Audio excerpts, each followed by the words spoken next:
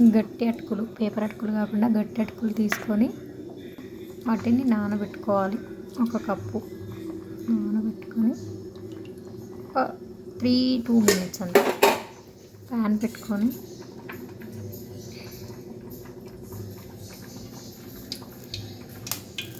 Oil వేసుకొని పోపు గింజలు వేసుకోవాలి.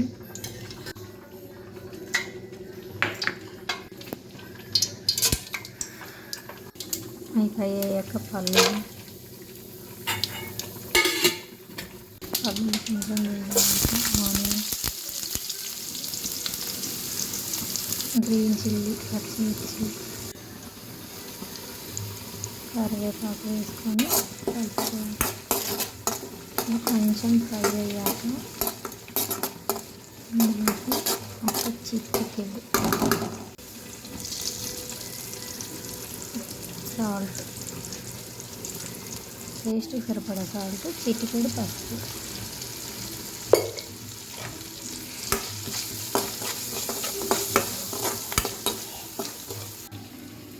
పించ్ ఆఫ్ ఇంగువ. ఇది నేను చిన్న నిమ్మకాయలు కాబట్టి 2 తీసుకున్నానండి. ఒకటైతే సరిపోతుంది. ఒక లెమన్ ఇలా పిండుకోవాలి.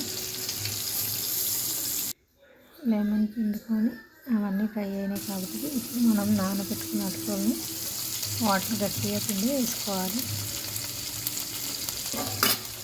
ఇందులోకి కొంచెం మసాలా, ధనియాల పొడి వేసుకొని ఇలా కలుపుకోవాలి. సూపర్ ఉంటుందండి. ఈజీ టిఫిన్, స్నాక్స్ కూడా పనికొస్తుంది.